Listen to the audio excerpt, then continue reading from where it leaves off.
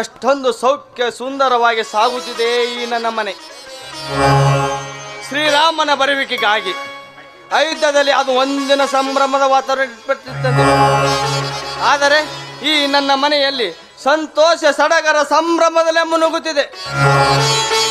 ಇದಕ್ಕೆಲ್ಲ ಕಾರಣ ನನ್ನ ಹಿರೇಮಗ ಶಂಕರ ಹಾಗೂ ಈ ಮನೆ ಲಕ್ಷ್ಮಂತಿರುವ ನನ್ನ ಸೊಸೆ ಸಾವಿತ್ರಿ. ಇವರು ನಿಜವಾಗಲೂ ದೇವಮಾನವರು. ತನ್ನೊಡನೆ ಮಕ್ಕಳಲ್ಲಿದ್ದರು. ತನ್ನ ಮೈದನರೇ ಮಕ್ಕಳೆಂದು ತಿಳಿದು ಅವರನ್ನು ಓದಿಸಿ ಪೋಷಿಸಿ ದೊಡ್ಡವರನ್ನಾಗಿ ಮಾಡಿ ಒಂದು ಮಟ್ಟಕ್ಕೆ ಬರುವಂತೆ ಮಾಡಿದಳೆ. ಇನ್ನು ಹಿರೇಮಗ ಶಂಕರ ಶಿವನ ಸ್ವರೂಪದವನು. ಹೇ ದೇವ ಶಿವನಿಗೇಶ, ಊಟಕ್ಕೆ ತಂದ ಮಾಂಸದ ಅಡಿಗೆ ಹೂವಾಗಿ ಮಾಡಿದೀವಿ ಹೋಗಿ. ಈ ನನ್ನ ರೈತರಿಗೆ ಮಳೆ ಬೆಳೆ ಕೊಟ್ಟು ಕಾಪಾಡು. ನನ್ನ ಮನೆ ಯಾವಾಗಲೂ ನಂದನವನವಾಗಿ ಚಿಗುರುತ್ತಾ ಮುನ್ನುಗ್ಗಲಿ. ನಿನ್ನಲ್ಲಿ ಬೇಡಿಕೊಳ್ಳೆ ದೇವ, ನಿನ್ನಲ್ಲಿ ಬೇಡಿಕೊಳ್ಳೆ.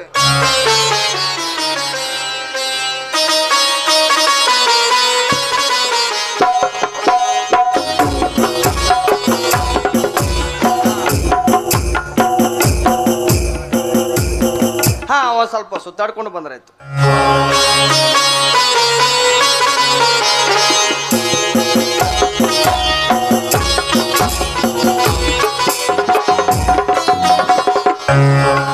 ಸಾವಿತ್ರಿ, ಸಾವಿತ್ರಿ,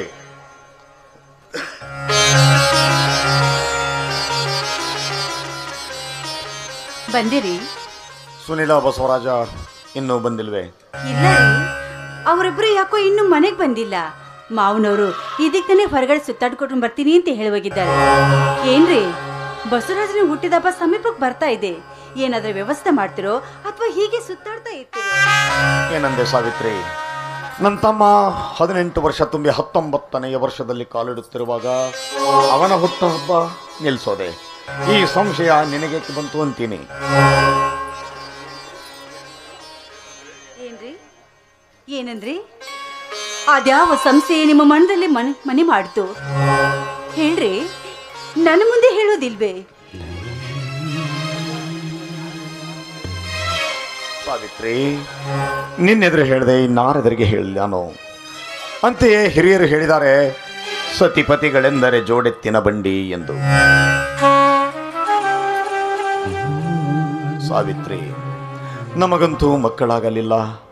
ಮುಂದೆಯೂ ಕೂಡ ಇದೇ ರೀತಿ ಮಕ್ಕಳಾಗದಿದ್ದರೆ ಸುನಿಲ ಬಸವರಾಜ ನಮ್ಮನ್ನ ಜೋಪಾನ ಮಾಡಬಹುದೇ ಎನ್ನುವ ಸಂಶಯ. ಒಳ್ಳೆತನೆ ಸ್ವಾಮಿ, ಯಾವಾಗ್ಲೂ ಇಂಥ ಅಪನಂಬಿಕೆಗೆ ಆಸ್ಪದ ಮಾಡಿಕೊಡಬಾರ್ದು. ಅವರು ನನ್ನ ಮೈದುನರಲ್ಲ, ನನ್ನ ಮಕ್ಕಳು ಅಂತ ತಿಳಿದು ನನ್ನ ಕೈಯಾರೆ ಅಮೃತ ಉಣಿಸಿ ಬೆಳೆಸಿದ್ದೀನಿ ಸ್ವಾಮಿ. ಯಾವ ಕಾಲಕ್ಕೂ ನಮ್ಗೆ ಕೇಡು ಬಗಿಲಾರು ಅನ್ನುವ ನಂಬಿಕೆ ನನ್ನಲ್ಲಿದೆ. ಒಂದು ವೇಳೆ ಕೇಡು ಬಗೆದರೆ ತಾಯಿ ಮಗನಿಗೆ ಹಾಲುಣಿಸಿ ಬೆಳೆಸ್ತಾಳೆ. ಹಾಲುಣಿಸುವಾಗ ಮಗ ಮಲಿಯನ್ನ ಕಡಿಯುತ್ತೆ ಅಂತ ತಿಳಿದು ತಾಯಿಯಾದವಳು ಹಾಲು ಕುಡಿಸುವುದನ್ನೇ ಬಿಡ್ತಾಳೇನ್ರಿ? ಹಾಲು ಕುಡಿಸಿ ಬೆಳೆಸಿದ ತಾಯಿಯನ್ನ ಮಗ ಮನೆಯಿಂದ ಹೊರಗೆ ಹಾಕಿದಾಗ ತಾಯಿಯಾದವಳು ಹಾಲಿನ ಋಣ ಕೇಳ್ತಾಳ, ಇಲ್ಲ ಬೀದಿಯಲ್ಲಿ ಸಾಯ್ತಾಳ?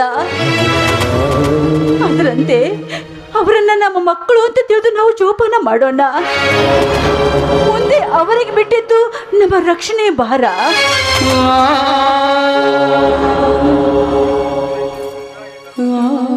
ಸಾವಿತ್ರಿ, ಮೆಚ್ಚಿದೆ ಈ ನಿನ್ನ ಗುಣವನ್ನ. ಇವತ್ತಿನ ಈ ಸಮಾಜದಲ್ಲಿ ಎರಡನೆಯ ಹೆಂಡತಿಯಾಗಿ ಬಂದು ಮಕ್ಕಳನ್ನ ಪಿಶಾಚಿಯಂತೆ ಕಾಡುತ್ತಿರುವ ಮಲತಾಯಂದಿರೇ ಹೆಚ್ಚಾಗಿರುವ ಈ ಸಮಾಜದಲ್ಲಿ ಅಣ್ಣನ ಹೆಂಡತಿಯಾಗಿ ಬಂದು ಮೈದುನರನ್ನೇ ಹೊಟ್ಟೆಯಲ್ಲಿ ಹುಟ್ಟಿದ ಮಕ್ಕಳಂತೆ ಜೋಪಾನ ಮಾಡುವ ಈ ನಿನ್ನ ಗುಣ ಅಮೋಘವಾದುದು ಸಾವಿತ್ರಿ, ಅಮೋಘವಾದುದು.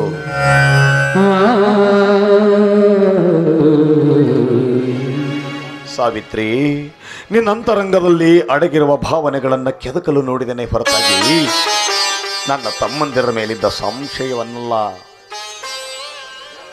ಸಾವಿತ್ರಿ, ನನ್ನ ತಮ್ಮಂದಿರು ವಿದ್ಯಾವಂತರು, ಅವರೆಂದೂ ಹಾಗೆ ಮಾಡಲಾರರು, ಆ ನಂಬಿಕೆ ನನಗಿದೆ. ಸಾಕು ಸಾಕು, ಯಾವಾಗ್ಲೂ ನಿಮ್ದು ಬರೇ ಚೇಷ್ಟೇನೆ. ಗೊತ್ತಾಯ್ತು, ಬನ್ರಿ ಊಟ ಮಾಡಿಬ್ರಂತೆ. ಸಾವಿತ್ರಿ ಬಾಯಿಲಿ. ಏನ್ರಿ? ಊಟಕ್ಕೆ ಬರುವ ಮುನ್ನ ಅದಕ್ಕೇನಾದರೂ ಸಂಭಾವನೆ? ಹೋಗ್ರಿ.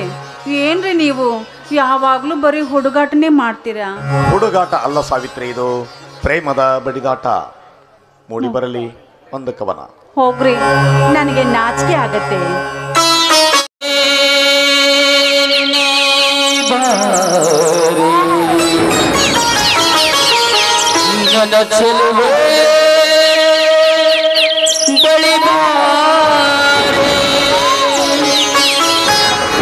ಬಳಿ ಬಂದು ಸಿಹಿ ಮುತ್ತು ನೀಡು, ಮುತ್ತಿನ ಕಾಣಿಕೆ ನೀ ಬಾರೆ ನನ್ನ ಸನಿಹಕ್ಕೆ.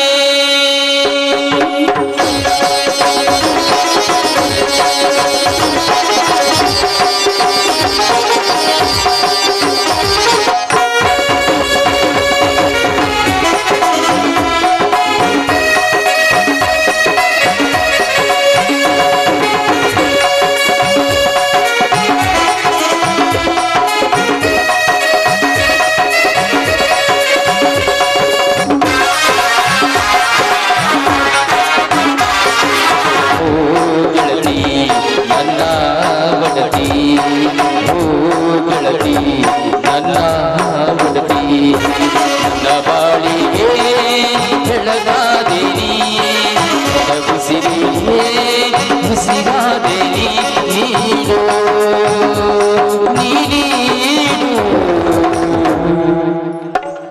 ಐ ಲವ್ ಯು ಚಿನ್ನ, ಐ ಲವ್ ಯು.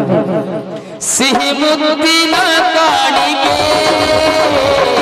ನೀ ಬಾರೆ ನನ್ನ ಸನಿಹಕ್ಕೆ. ಸಿಹಿ ಮುತ್ತಿನ ಕಾಣಿಕೆ ನೀ ಬಾರೆ ನನ್ನ ಸನಿಹಕ್ಕೆ.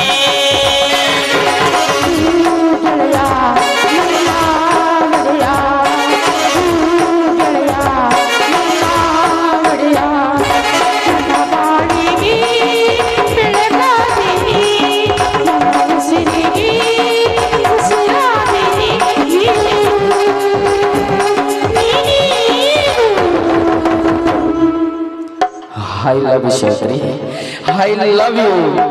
La la la la la la la la. La la la la la la la. La la la la la la la. La la la la la la.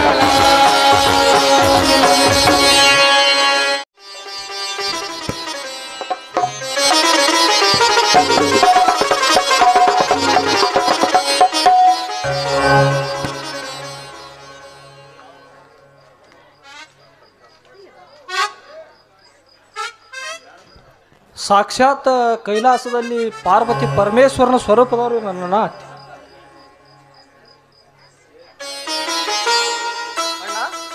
ಆಶೀರ್ವಾದ.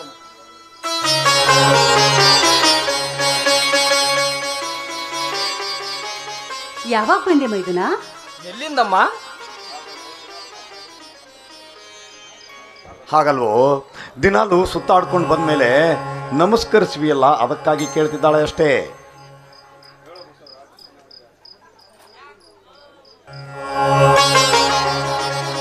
ಹೇಳೋ ಬಸವರಾಜ್, ದಿನಲೂ ಯಾವ ಸೇನೆಪಡೆಗೆ ಕೆಲಸಕ್ಕೆ ಹೋಗುತ್ತಿ ಎಂದು ನಮಸ್ಕಾರ ಮಾಡುವನು, ಹಾಗೂ ಬರುವಾಗ ಕೂಡ ನಮಸ್ಕಾರ ಮಾಡುವನಲ್ಲ. ನೀನೊಬ್ಬ ಬುದ್ಧಿ ಇಲ್ಲದ ಫೆದ್ದ ಇದ್ದಿಲ್ಲ.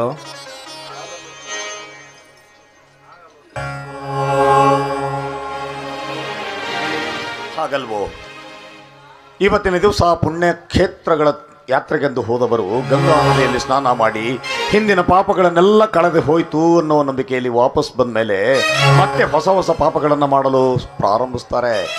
ಅದಕ್ಕಾಗಿ ನೀನು ಹೋಗುವಾಗ ಬರುವಾಗ ನಮಸ್ಕಾರ ಮಾಡ್ತೀಯಲ್ಲ, ನಮಸ್ಕಾರ ಮಾಡಿ ಹೋದ್ಮೇಲೆ ಮತ್ತಾವ ಹೊಸ ಪಾಪಗಳನ್ನು ಮಾಡ್ತೀಯೋ ಅಂತ ಗೊತ್ತಿಲ್ಲ.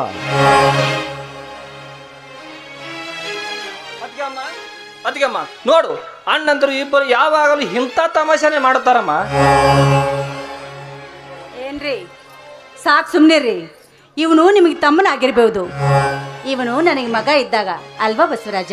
ಮತ್ತೆ ನಾನಮ್ಮ ನೋಡಿದ್ರ ಹೇಗೆ ಇತ್ತು ನಿಮಗೆ ಇಂದು? ನೀವಿಬ್ರು ನನ್ನ ಮಕ್ಕಳೇ ಕಣೋ.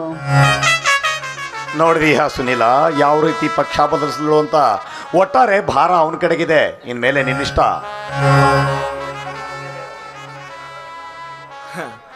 ಅತ್ತಿಗೆ ತಮ್ಮ ಒಂದೆಡೆ ಅಣ್ಣ, ನಾನು ನೀನು ಒಂದಾಗಲಣ್ಣ.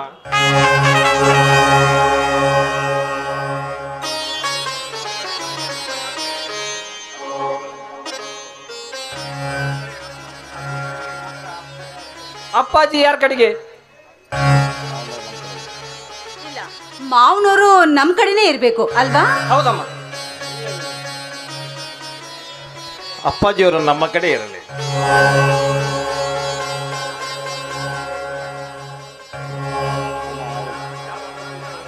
ಅಣ್ಣ, ಯಾವಾಗಲೂ ಇಂಥ ಹುಡುಗಾಟನೇ ಆಡ್ತಿರ್ವಿಲ್ಲ ಅಣ್ಣ. ನೋಡಿದ್ಯಾ, ಒಮ್ಮಿಂದೊಮ್ಮೆ ಬೇರೆ ಆಗೋ ವಿಚಾರವರೆಗೆ ಹೋಗುವಂತೆ ಮಾಡಿಬಿಟ್ಟೆ.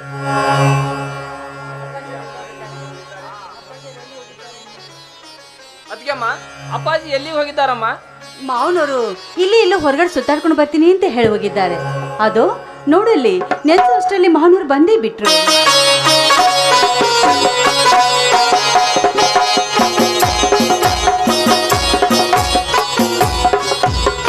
ನನ್ನ ಬರ್ಬೇಕೆ ಕಾಯ್ತಿದಾರಲ್ಲ? ಹೌದಪ್ಪಾಜಿ, ನಮ್ಮಲ್ಲೇ ಒಂದು ತೊಡಕುಂಟಾಗಿದೆ. ಆ ತೊಡಕು ಪರಿಹಾರ ಆಗಬೇಕಾದ್ರೆ ನಿಮ್ಮ ಅವಶ್ಯಕತೆ ಇತ್ತು.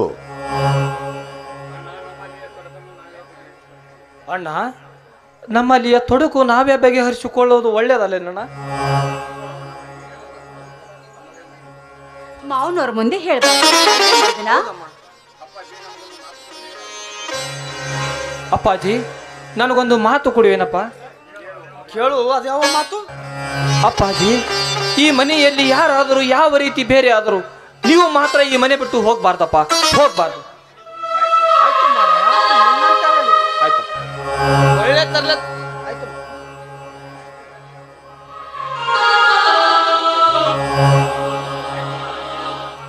ನಡೀರಪ್ಪ, ನಿಮ್ಗೆಲ್ಲರಿಗೂ ಹಸಿವಾಗಿರ್ಬೇಕು. ಊಟ ಮಾಡುವರಂತೆ ಒಳಗಡೆ ಬನ್ನಿ.